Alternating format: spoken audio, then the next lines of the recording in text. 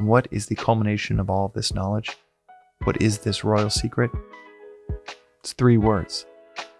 You are that. We back at you with another episode of the Daily Vedantic. Today's reflection is on the royal secret. This line is taken from the title of chapter 9 of the Bhagavad Gita, Song of the Lord, world's most famous poem, which we did a 20-part series earlier on in the Daily Vedantic that you can go check out. Chapter 9 in the title has the words, the royal secret, within it.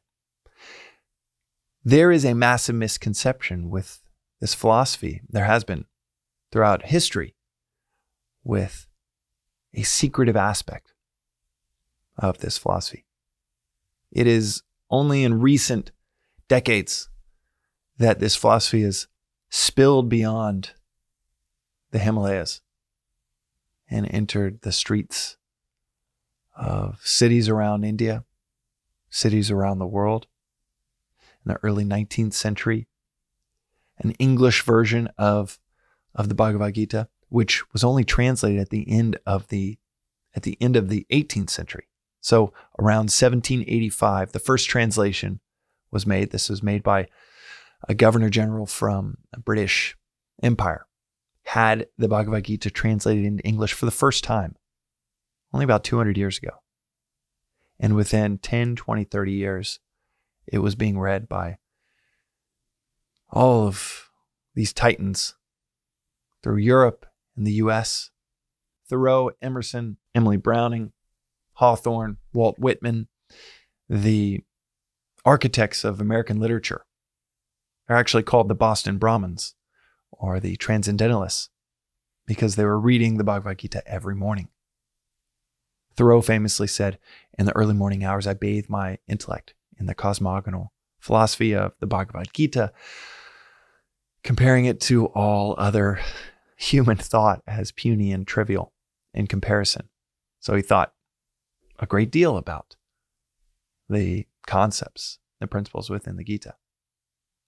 It had finally spilled beyond the Himalayas and really was still in these tiny little pockets of these great thinkers.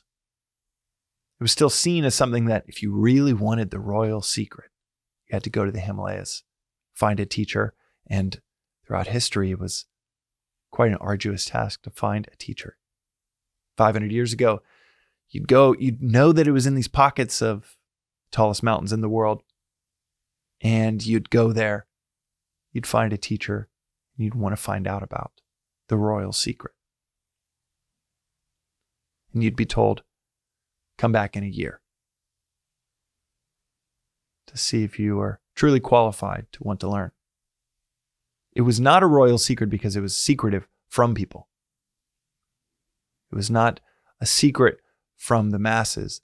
The royal secret, and that is the misconception. In fact, when my teacher's teacher, Swami Chinmayananda, when he wanted to teach, when he wanted to leave the Himalayas, or Himalayas for the audience in India, when he wanted to leave the Himalayas after spending about 14 years there, and he wanted to teach in the streets of Bombay, his teacher forbid him from doing it, saying, this isn't meant for the streets of the cities. You have to qualify yourself by making the trek to the Himalayas. By some senses, very real sense, but also in a very symbolic way, leave the world behind. And it is often interpreted as this secret that the masses just aren't qualified for. And the royal secret is often interpreted as this secret that the masses are unqualified for. But that is a misinterpretation. The proper interpretation is, this is a secret from you. It's something that you don't know. It's a secret that we keep from ourselves.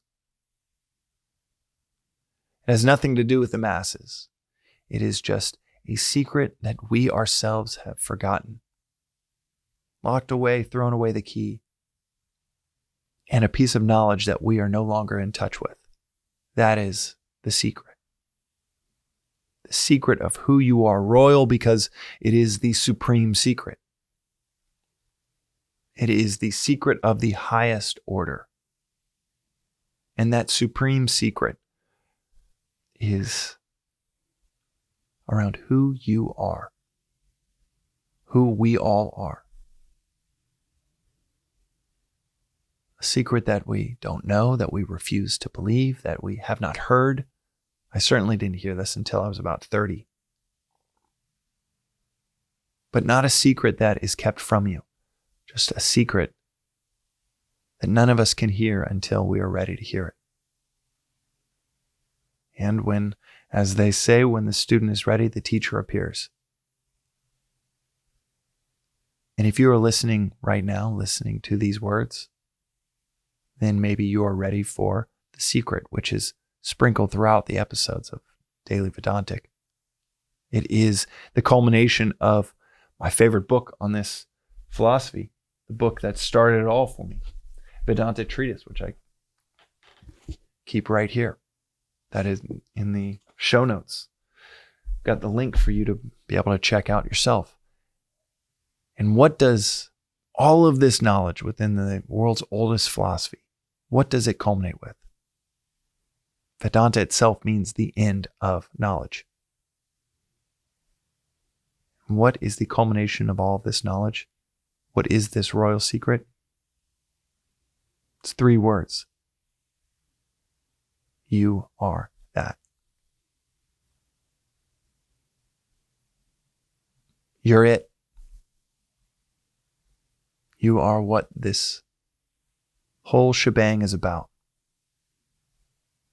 Not who you think you are, not who I think I am, because I am firmly in the camp of hearing whispers of this secret, but not knowing it yet.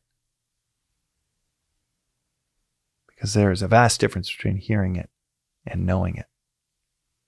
And I know my level. I do not know it yet. But luckily, 8 years ago, I was ready to hear the secret that I had kept from myself for a very long time. Tattvam asi is the 3 words in Sanskrit, the Mahavakya, the great phrase, Tattvam asi, that thou art. You're it. You are what is. Not the illusory version of ourselves of, I'm just James and I do these things. No, none of that fictional character. But that which is at the core of your personality, your persona, at the core of everything, that which is. Often called awareness, pure consciousness, supreme being, God. But that is what this philosophy is saying over and over and over again. For us to really hear it, not bring all of our baggage of what we think these words mean, not bring our baggage of what we're afraid of or what we are selfishly, egoistically desiring to hear or to get out of hearing something like this, but to truly hear it and then to experience it. That is today's reflection on the Daily Vedantic. We'll see you next time.